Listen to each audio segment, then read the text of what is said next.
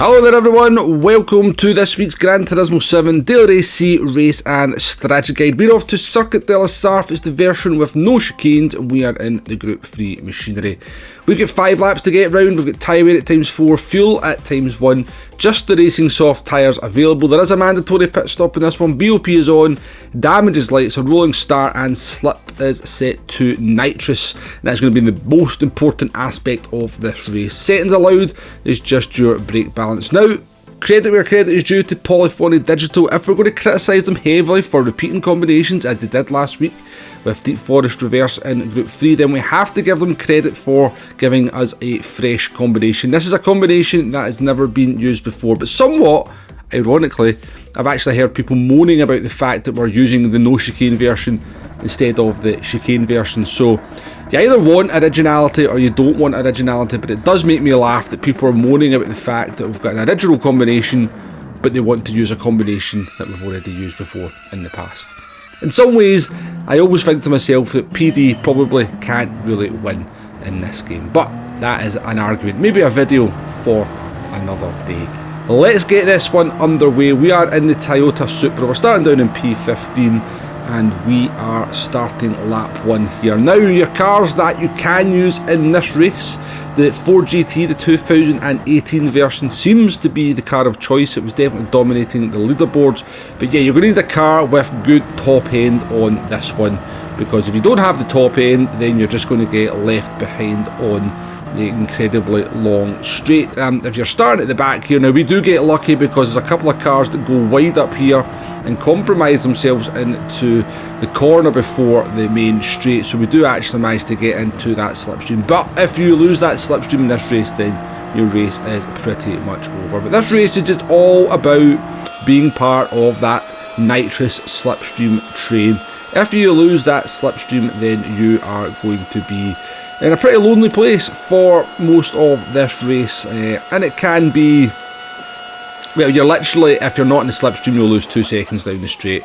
Obviously, slipstream has been set, I'm calling it nitrous, but it's actually the custom slipstream, wholly unnecessary for this race, let's be perfectly honest. Now, slipstream is strong anyway on Gran Turismo, even on the real setting, and yeah, I don't think there's any need for giving this slipstream that's literally about 60% stronger than the real slipstream, because, well, yeah, I've spoken about it many times before. But let's jump forward here to lap 3 now. You've seen us having a little bit of a get together. I think that's into Indianapolis we had there. I think somebody bumped into Jack bumped into me, and then there was a little bit of a cluster, but everybody survived relatively intact. But yeah, we basically played slipstream friends for a couple of laps, and I decided at lap 3 I was going to make the pit stop. I thought that Ford GT ahead of me was going to stay out, and I decided I would try something a little bit different. But you can see the tyre wear is actually quite severe here, but I decided, you know what, let's actually not change the tyres, see if we can jump ahead of those cars that we've been playing slipstream friends with for the last 3 laps, and maybe jump on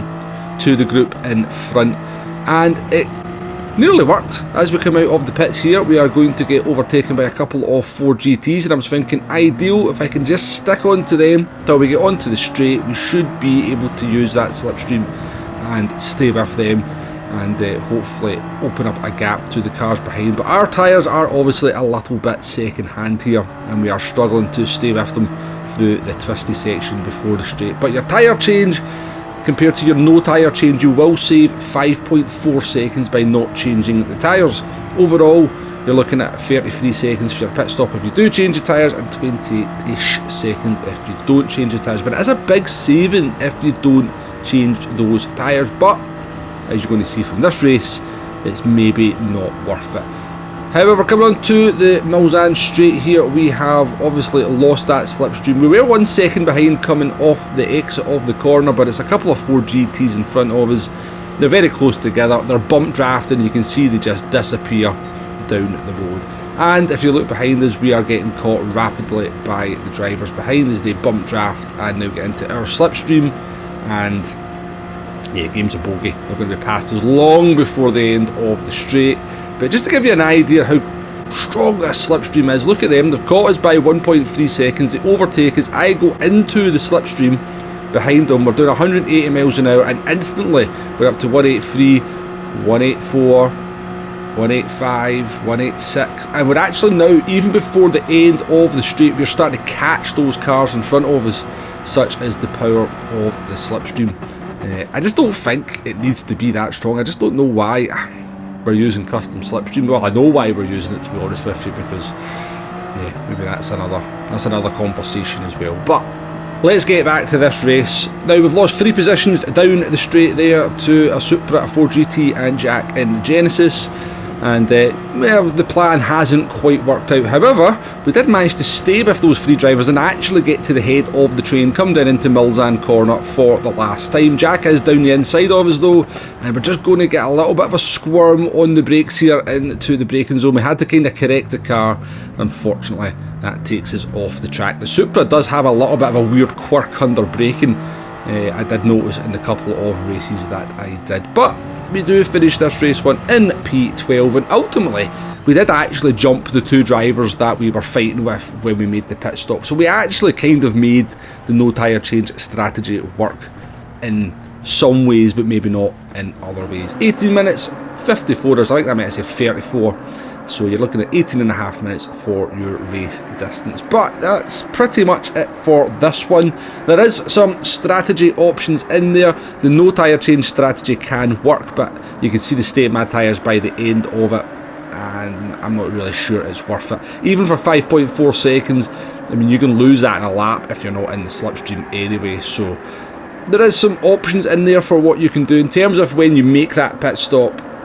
You can do it any lap. You can do it at the end of lap 1 and change the tyres. You could go to lap 3, change the tyres. It's just all about being in the slipstream on the straight, because the time gain or the time lost you make there is just what defines this race. Ultimately, I would say this race is actually okay. I've got to, as I said, give PD credit for originality. It's a fresh combo.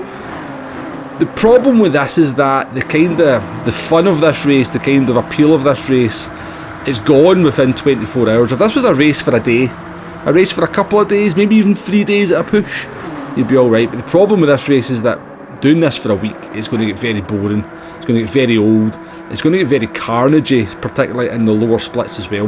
You're arriving at Mulsanne corner, you know, 15, 17 miles an hour faster than what you're doing in time trial. People are going to get their braking wrong, people are going to die, people are going to lose SR. But yeah, I'll give PD credit for originality. And I must say, it's also quite a nice setting. We've got a nice sunset setting as well, so that's nice as well. But yeah, I'll leave it at that. Thanks for watching, folks, and I'll catch you on the next one. Goodbye now.